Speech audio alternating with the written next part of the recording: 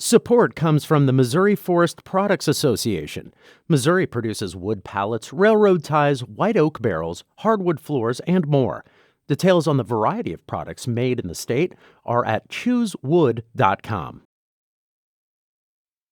This is St. Louis on the Air from St. Louis Public Radio. I'm Elaine Cha. For millennia, humans have turned to astrology for answers to the world's questions and to tell stories of deities that oversee everything from big-picture communications, politics, and commerce to more personal-level direction and affirmation for everyday living and human affairs. So the history of astrology goes way back, even if its practice hasn't been consistently widespread. But in the last 50 years, and especially with the rise of social media, astrology is putting stars in our eyes and on our radars again. It sits at the forefront of popular culture, which is leading people to explore what's up with celestial bodies and what they have to do with us here on planet Earth.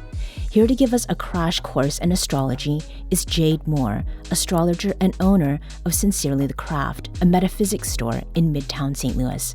Jade, thanks for joining us today. Thank you so much for having me. So popular astrology is what most folks know of.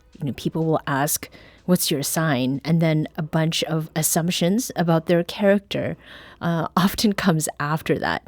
So in a nutshell, what is astrology and what's the connection to sign? Sure. Astrology is based on the belief that the movement of planets and celestial bodies and the relative locations affect human affairs and actions.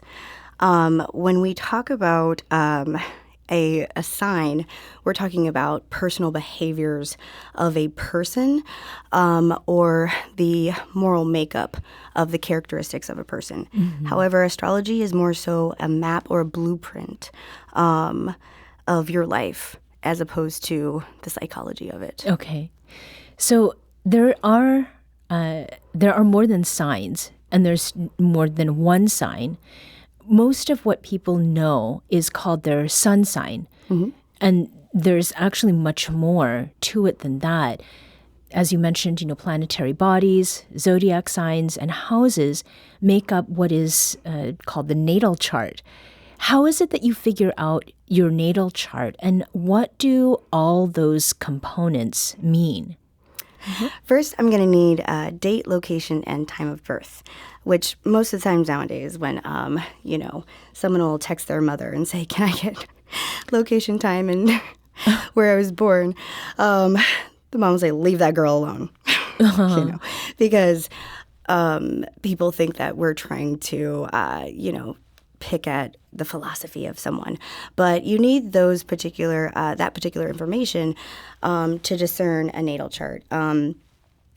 What makes up a natal chart is the planetary alignments within the houses and the cosmic transits, astrological cosmic transits, which is the zodiac signs, that kind of take a snapshot at the time of birth. Mm-hmm. And this obviously is more than just your sun sign, because there are many planets that we're talking about, whether it be dwarf planets, generational planets, or planets that we can see with the naked eye.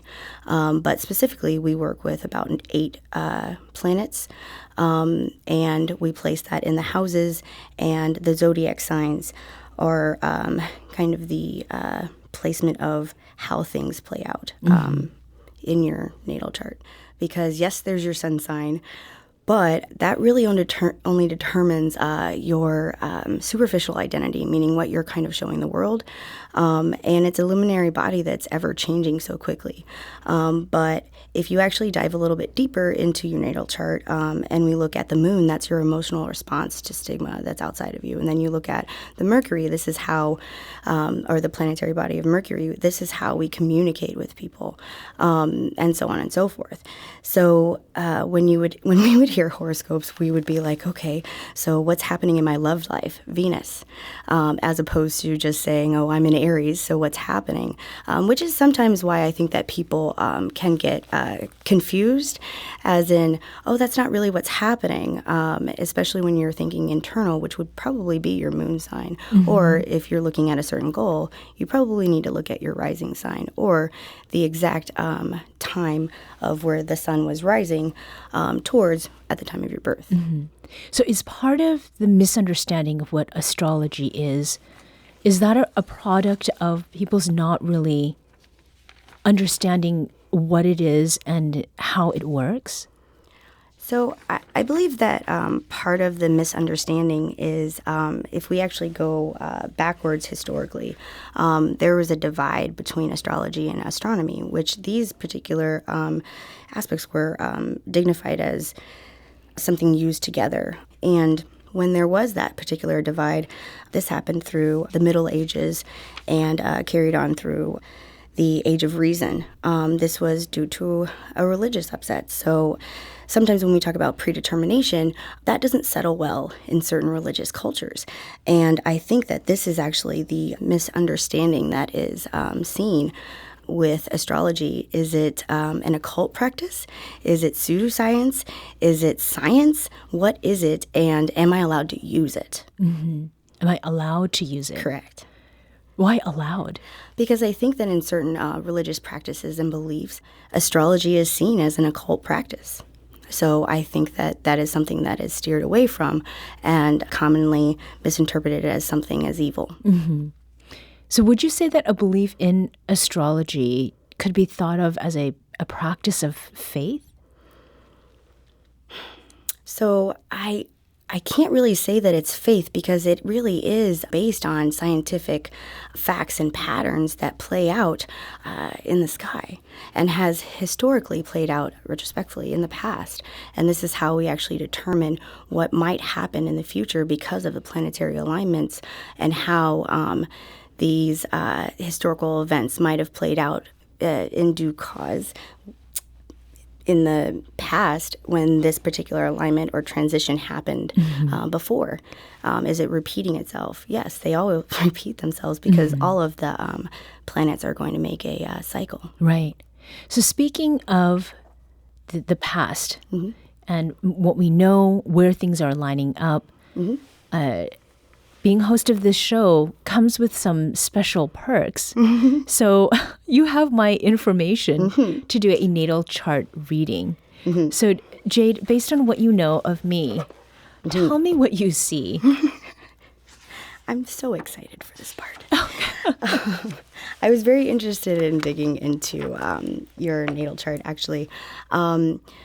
Firstly, I can tell that you're doing exactly what you're supposed to be doing in life right now. Because of some of the aspects of your particular chart, like your sun being in Aquarius and your fun-loving attitude because of that, and towards life, you seek appreciation. But the major component of why you're doing exactly what you're doing is because of the conjunction Mercury, which Mercury, that particular planetary body, is all about communication as well as expression. So you would have to do something in your life that you would express yourself and your voice would be heard. Especially with this being an Aquarius, you have to be really invested in what you're talking about.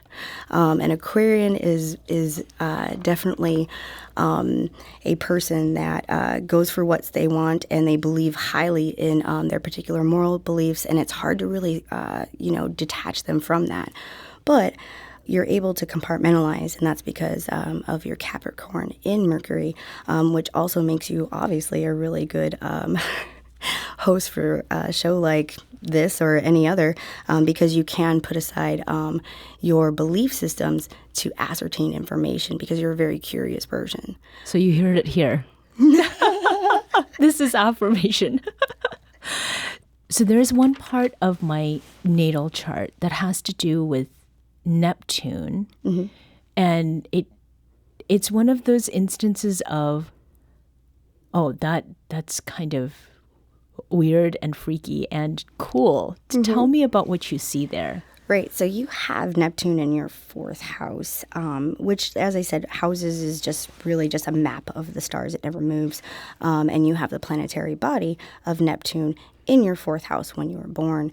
And what this generally indicates is that you have a long line of witches or spiritual practitioners in your bloodline. Is that true? Yeah, it's true. And I don't know this will ruin my credibility with some people. Or it might up it. Yeah. But my paternal grandmother, there is a history of shamanism there. Okay. And I've heard stories about her being able to go into homes and help them get rid of unwanted guests. Wow. I might have to hire you. Yeah. Oh, I don't know about that. It's okay. I don't see it in your chart. Okay, great. I know that is not the complete reading, but you mentioned something about Mercury. And one of the reasons we're talking about astrology today is that there is so much out there, particularly on social media, in popular culture, where people are talking about their signs, their sun signs, their Sun sign, moon sign, Moon sign. rising sign. yes, about Top 3. so there's all of that, and Mercury being in retrograde is something that I see all over the place, and it seems to freak people out. Why is that the case? So when we talk about, well, it's trending. So once, our modern civilization grabs onto a term, we run with it, and, you see some of the memes like, oh no, like, we put Gatorade in the microwave again. Really, what the reason why this particular retrograde is so prevalent in our society is because it happens 4 times a year. So it is one of the most reoccurring transits. And also when we talk about a planetary body going retrograde, we're talking about an evaluation period. So things will go wrong so as that we can reevaluate them and fix them. So it's not anything to be afraid of. It's more so we're going back and fixing the things, and we need to know what's wrong in order to fix those. So it's a signal. But even when we talk natally, yes, this affects person by person, but mundanely it can affect the world as well. And that mundane part is something that is new to me and really interesting. So, not everyone is a skeptic when it comes to astrology. And along with what seems like an uptick, in the number of folks who are looking to the stars to figure out what's to come, there's a history of political leaders who've had astrologers as advisors when they were in office. And one example is Joan Quigley, who was from here in Missouri, a Kansas City, Missouri native. And she was called upon by First Lady Nancy Reagan in the 1980s. Tell us about that. So the reason why Nancy Reagan called upon Quigley is because in the astrological world, there were rumors that President Reagan respectfully would resign in the midst of a distasteful scandal and disgrace. And this is because the planetary alignments. And this actually fell under a Mercury retrograde, believe it or not. But it is... So that didn't actually happen. However, on the day that was predetermined that this particular resignation would take place, an attempt was made on President Reagan's life. So although this historical event didn't manifest the way astrologers predetermined it to manifest, it did manifest into something that was scary and detrimental to the presidential career. So this is why First Lady Nancy Reagan consulted an astrologer in the first place. So the 1980s is a time I remember seeing things on television about psychics and that sort of thing. And I don't know if it was also because it was a time when I was at middle school that these sorts of conversations about, what your sign is and what is associated with that was kind of part of how people were talking and sort of socializing with each other. And now it seems like there's been what feels like, to me anyway, a resurgence Absolutely. in interest. So have you noticed that increase as well? And Absolutely. so tell me, how is this coming about? Like, what do you think accounts for it? Well, I think that access to social media is huge. And like I said, I think spirituality is trending. And then when you get to the minutia of it and the minutia of predetermination, I think astrology has to come up. And it's because it truly is a map or a blueprint of one's life and events that's going to shape that person's personality. I think that because you can Google anything at any time, and then also because we have these computators right in front of us and we can bring up a birth chart, and there's apps for that. I think there's a few main apps that are out there that a lot of people are even interconnected with, that you can, be friends with somebody and then you can see how both of your days are going to go and how they intertwine. Okay. So why wouldn't you want to do that? In the 1980s, there was, write-ups in the back of magazines and things. What's your horoscope? And I think that the magazine culture of 1980s kind of proclamated that, because you got your magazine and you went right to the horoscope to see how your month was going to go. Right. Well, now we can do so much more with technology, so we are. Mm-hmm.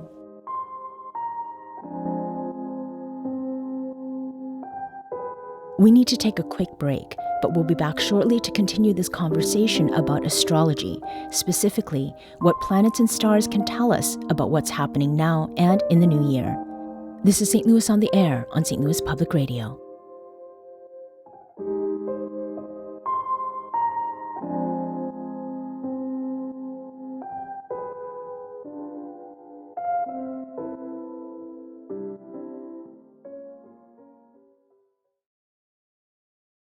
Support comes from the Missouri Forest Products Association, committed to conservation and careful management of the state's forests to make them more resilient and better habitats for wildlife.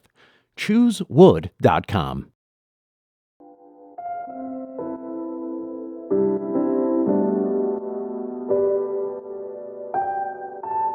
Now back to our conversation with Jade Moore, astrologer and owner of Sincerely the Craft, a metaphysics store in Midtown St. Louis. So we've made it a week into the new year now. Jade, what do you see when you look at the current placement of planets or transits and things like that? Well, so I can say in January it should be a very good month, especially for you looking at your natal chart. But it should be a really good month. People can get organized very well because of some of the transits that are going on. People can feel like they're getting their ish together. And not only in a natal sense, which is a personal body sense, but even looking around the world, there should be more so of a plan of what's going on politically out there as well. So it won't feel like so much as we've been placed in a Yahtzee cup and we're just kind of being shaken up in there. Yeah. So we're going to see more so of plans coming up, especially with the industrial strikes and things like that, that will cool off a little bit, especially towards April. So our economic state will improve a little bit, which will feel like a big impact on individuals societally. And what you've mentioned about the strikes, what was the past telling us about the sort of the wave of strikes that have taken place among workers that are ranging from, Amazon, Starbucks. We've spoken with nurses, and teachers have not gone on strike here in Missouri, but that has also happened too. Sure. So when we look historically, the way that the planetary bodies are associated and aligned right now look very similar to the labor strikes, such as the railroad strike in July of 1894, and this resulted in what we call Labor Day today. But if we actually then elongate that and look at the decades that came after that, there was a certain pattern, and we're actually following that pattern to a T right now, beginning with the May retrograde in Gemini with the Writers Guild strike. And if you take apart what I just said, the Mercury, it rules communication, and Gemini also is a zodiacal communicative sign, and we're talking about Mercury retrograde, so it's a reevaluation of a situation that's happening. Then a Writers Guild strike fell right into line about towards that particular pattern. Thereafter, we had a Venus retrograde in Leo, and that's co-aligning with the actors strike. So when you look at Venus, we're talking about passion, we're talking about poetry, we're talking about actors and things like that. It being retrograde in Leo, which is a leadership position, it makes sense that there was an actors strike. Moving a little bit more forward, the Jupiter in Taurus retrograde, which this particular transit won't really perfect until April. So we can see a long pattern of our society seeing more and more strikes in the labor industry that is going to proclamate something big to come for not just that particular section, not just the writers, not just the actors, but everyone in the industrial. I mean, this is a new industrial revolution, to be honest with you. But the Jupiter in Taurus particular transit, this is where the auto workers began to strike, which when you look at the past, the auto workers have always had a huge impact on our economy, but this might not have as big of an impact as what we, can see coming with the healthcare strikes and all of that stuff. That might actually demand, for some real change to happen. And we could probably see this change happening or beginning to happen April, and this will go on until 2026.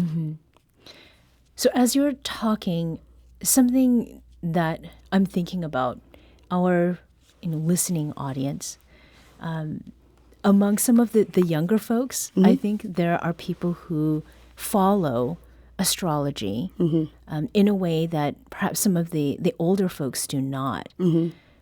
Have there been any instances where you have seen people who are a little dubious, and then when you kind of talk them through really specific events, that it kind of goes from, I don't know whether this makes sense to me, to, oh, wait a minute, this is really interesting. Yeah, all the time. Because astrology is based on patterns and schema that's thematically reoccurring through our history.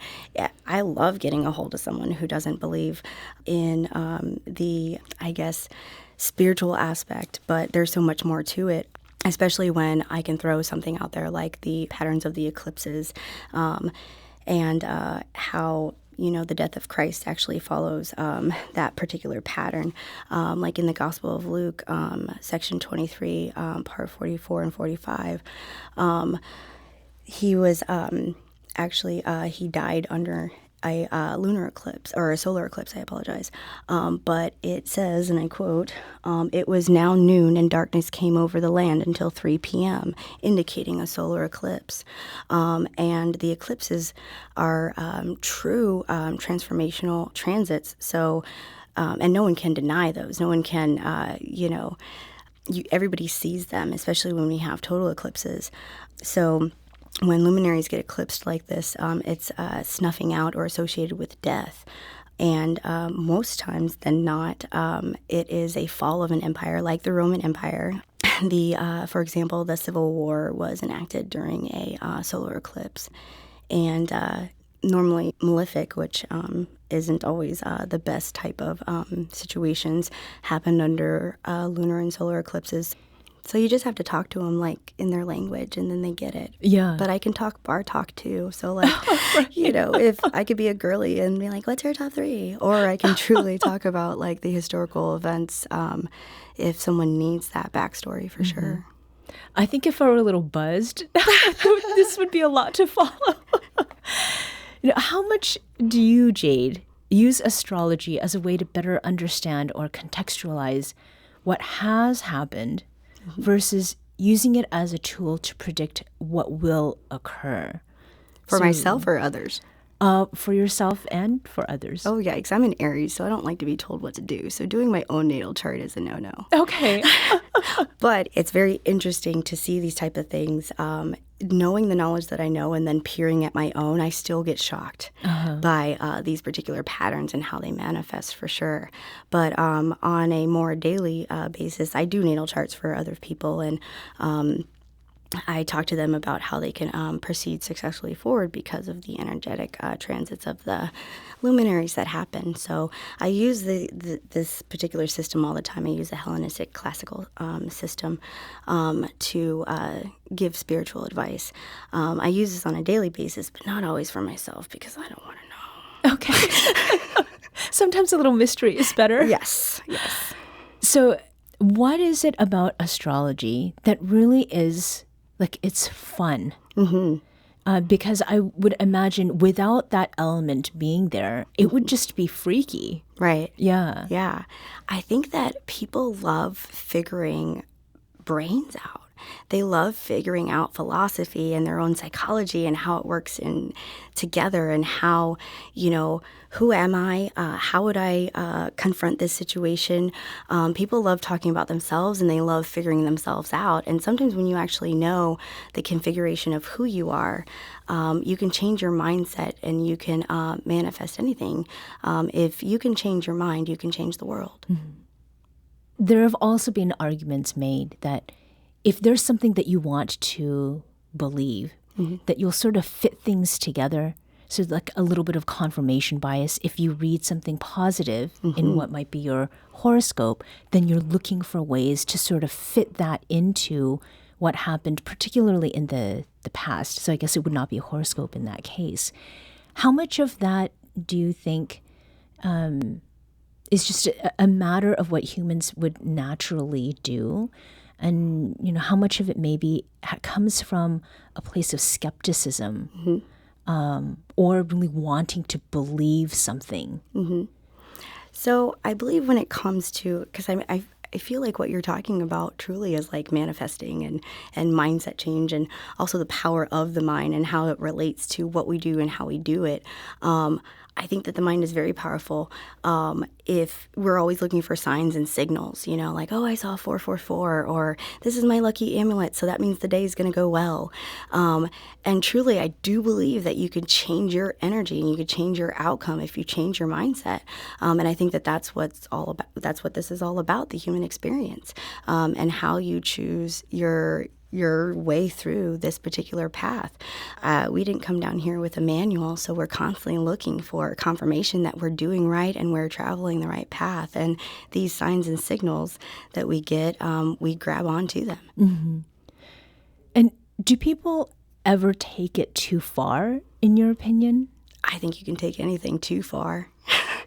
No matter what it is. I think that there's a healthy dose of astrology, everybody, and I think that there's an unhealthy dose of astrology, especially when you're talking to, someone who only talks in astrological vernacular, which I try not to do per se, but it can be pretty offensive if I'm like, oh yeah, you're a Scorpio, ill, Passing judgment. Yes. Yeah. So yeah, I do think that there's a certain point of, too much. And our agency really plays a big part in all of this. Yeah. Well, I think we're coming into a different age where it comes to spirituality and occultism and esoteric nature, and as well as pseudoscience, especially when we're talking about astrology, in that a lot more people are understanding it, and it's becoming normalized. So it's easier to speak in terms of astrology, and people understand it a little bit more. And I think that also gives it that fun aspect, for sure.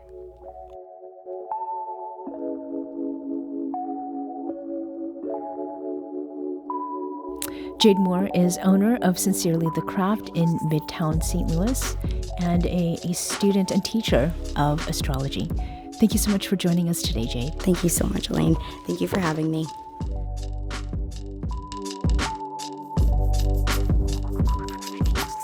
This episode was produced, recorded, and edited by Maya Norfleet. Our audio engineer is Aaron Dorr. This podcast was mixed and edited by Aaron.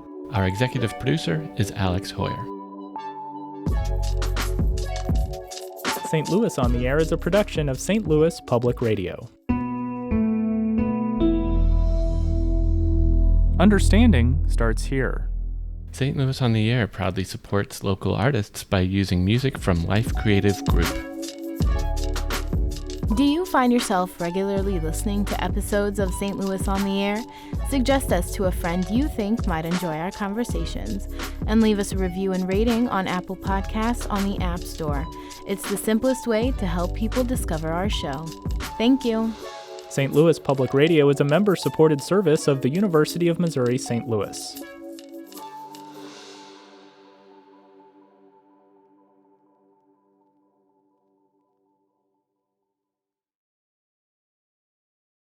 Support comes from Missouri Forest Products Association, committed to sustainable and sound conservation of the state's forests, which support more than 41,000 Missouri jobs, resulting in a $10 billion industry.